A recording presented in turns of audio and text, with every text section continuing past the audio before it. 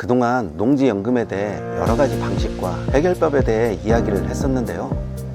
기본적으로 농지연금에 대한 이해가 국민연금처럼 잘 알려지지 못해서 오해를 하시는 분들이 꽤 많이 있어요.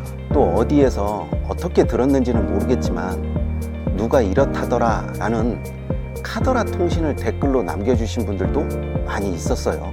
농지연금 영상에서 질문으로 많이 달렸던 댓글을 중심으로 농지연금에 대한 오해와 진실을 이번 시간에는 알려드리도록 하겠습니다. 아울러 실질적인 농지연금의 요건을 충족시키고 다소 어렵게 느껴졌던 경매 절차를 통한 농지연금 해결 방법을 위해서 실무 강의를 온라인으로 개설하였습니다. 이제까지 거리와 시간이 맞지 않아서 농지연금 실무 강의를 기다렸던 분들에게는 새로운 기회가 될 것입니다. 정확히 농지연금을 알고 자신에게 실질적으로 어려웠던 해결 방법을 직접 찾고 경험하실 수 있을 겁니다. 노후를 위해 또 새로운 이익 창출을 위해 농지연금 신청 기회를 꼭 붙잡아 보시기 바랍니다. 우선 큰 틀에서 농지연금에 대한 것을 국민연금과 비교해서 생각하시는 분들이 꽤 많이 있어요. 농지연금이 지속 가능하려면 농지를 팔아서 연금을 줘야 되는데 이걸 누가 사냐? 이렇게 질문하시는 분들이 있더라고요. 정말 이 질문 의외의 질문이었어요. 언젠가는 농지를 팔 텐데 그때는 누가 농지를 사는 거냐라고 많이 궁금해 하시더라고요. 농지은행에 맡겨진 농지는 청년 농업인 또 귀농 귀촌을 희망하시는 분들에게 농지은행에서 임대를 합니다. 나이가 많은 고령 농업인이 소규모로 농사를 지으면 사실 남는 게 없어요. 그냥 무조건 적자예요. 하지만 기계화된 전문 농업인이 농지를 빌려서 계획 영농을 하면 농산물 가격의 큰 폭의 하락이나 상승을 계획적으로 막을 수 있는 거죠. 그래서 농지은행 측은 점진적으로 소규모 영농을 줄이고 농지에 대한, 농산물에 대한 지배력을 키우려고 하는 것이죠. 농지연금은 평생을 고생하며 농사 지어온 농사꾼을 위해서 만들어 놓은 것이 아니냐. 그래서 농지연금을 네가 받으면 문제가 되는 거 아니냐 이렇게 생각하시는 분들도 있어요. 농지연금 하니까 진짜 농사 짓는 사람에게 누구나 다 주는 연금인 줄 아시는 분들이 있더라고요.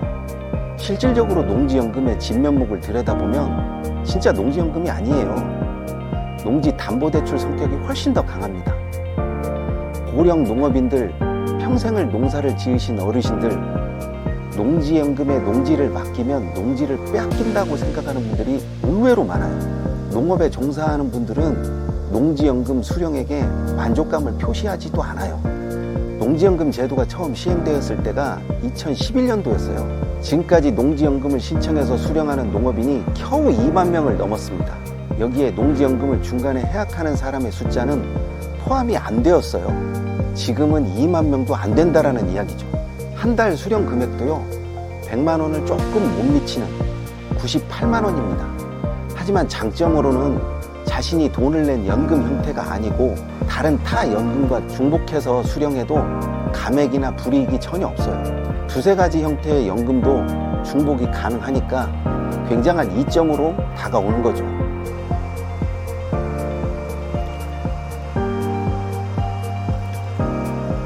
농지연금은 부모님의 농지가 아닌 이상 그 돈이면 예금이나 적금이 낮고 연금보험을 드는 것과 큰 차이가 없다. 이 질문도 종종 농지연금이 불합리하다라고 많이 질문을 하십니다. 농지연금을 연금으로 보느냐 투자 상품으로 보느냐에 따라서는 사람마다 차이가 있을 수 있다라고 생각해요. 예금이나 적금은 안정성이 있으나 수익률에서 차이가 있고요. 농지연금은 농지를 취득한 금액 대비 연금 이익이 월등히 높은 경우에 이익이 있습니다. 무조건 이익이 날 수 있다라고 그렇게 생각하지는 않아요. 손실이 나거나 그저 그런 이익이라면 예금이나 적금보다도 못하는 경우가 많아요. 그래서 얼마나 저렴하게 농지를 취득하냐가 실질적으로 이익을 좌지우지합니다. 농지연금은 연금이 아니라 일종의 대출 상품인데 요건을 충족해야 하는 것이다 보니까 혜택이 조금 많죠. 미리 말씀드렸지만 국민연금, 군인연금과 같이 타 연금과 중복해서 수령해도 감액이나 불이익이 전혀 없습니다. 그래서 얼마나 똑똑하게 농지연금을 설계하느냐에 따라 사람마다 차이가 있어요. 어떤 사람은 손실로 이어지고 어떤 사람은 그 자체로 큰 이익이 이어질 수 있다는 것이죠. 그래서 저는 경매 농지를 이용한 농지연금 설계가 더 어울린다라고 생각해요. 농지연금 신청을 받아주지 않으니까 농지연금이 곧 고갈될 것이다. 농지연금 중단, 농지연금 고갈, 농지연금 신청자가 밀려 있어서 농지연금은 수령할 수가 없다. 이 이야기도 정말 많이 하는 이야기인데요. 공식적으로 농지은행에서 농지연금 중단이나 고갈에 대한 이야기가 없어요. 또 이런 이야기가 나오면 기존의 농지연금을 수령하고 있는 사람들에 대한 수령 금액? 그 이야기가 먼저 나와야 하는데 아직까지 그런 구체적인 이야기가 없습니다. 여기에 농지연금 신청 조건을 충족하지 않는 분, 농지에 관심도 없고 농지연금이 농사 짓는다고 하면 무조건 주는 돈이라고 생각하는 사람도 농지연금에 대한 의심과 불신을 크게 키웁니다. 농지연금은 농사 짓는다라고 주는 것도 아니고 농업인이라고 해서 다 주는 무상연금이 아니에요. 영농경력 5년 이상인 농업인의 농지만 신청할 수가 있어요. 또 조건에 따라 수령 금액이 높거나 낮을 수도 있어요.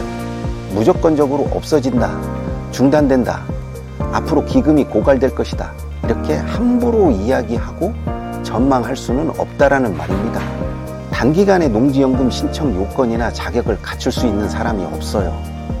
천천히 준비하고 대비해야 농지연금을 수령할 수 있는 것이지 지금 당장 농지연금을 신청하고 바로 수령 금액을 받을 수 있는 그런 조건과 요건이 안 됩니다. 따라서 중장기에 맞는 투자 전략이 필요하지 단기간에 신청 요건을 맞출 수가 없기 때문에 저는 은퇴자나 은퇴 예정자 아니면 부모님이나 친인척에게 더 많은 노후연금을 챙기려고 하시는 분들이 농지연금에 관심을 더 많이 갖고 더 알아야 한다라고 그렇게 생각합니다. 농지연금은 다른 연금과 왜 중복이 가능하냐? 농지연금은 연금이 아니에요. 농업인이라고 무조건 주는 돈이 아니란 이야기죠. 농지를 맡기고 그 돈을 나누어 받는 대출 같은 성격이 강하기 때문에 당연히 이제까지 돈을 낸 연금과는 성격이 다릅니다. 그래서 중복으로 연금을 수령할 수 있는 큰 이점이 있고요. 실제로 국민연금과 농지연금을 수령하는 회원도 제가 보았고요. 다른 타 연금, 군인연금과 농지연금을 함께 수령하는 회원도 제가 봤습니다. 온전한 혜택을 얻으려면 제대로 알고 있어야 실행할 수 있는 것이 당연해요. 그래서 농지연금 실무 강의를 계획하게 되었습니다. 이번 기회에 확실하게 알고 새로운 기회를 얻으십시오. 실제로 경매 농지로 농지연금을 신청해 봤는지, 네, 저는 현미경 유튜브에도 농지연금 신청자를 넣어 놨었고요. 예비 농지연금 신청자의 농지도 소개했습니다. 실제로 어떤 어려움이 있었고 어떻게 해결했는지에 대한 해결법도 알고 있습니다. 단순하게 경험만 가지고 있는 것이 아니라 구체적인 해결 방법도 가지고 있어요. 그래서 각각의 개인의 배경이 다르겠지만 이제까지 경험을 바탕으로 모두 해결해 왔었고요. 해결할 수 있다라고 저는 확신합니다. 농지연금을 잘 알지 못하고 어떻게 하는 것인지 방법을 모르겠다라고 하시는 분들은 이번 온라인 농지연금 실무 강좌를 통해서 궁금증은 물론이고 어떻게 해결 방법을 통해 이익을 크게 만들 수 있을 것인지 집중해 보십시오. 농지연금의 어려움과 그 해결 방법을 확실하게 제시하겠습니다. 이 기회를 꼭 놓치지 마시기 바랍니다.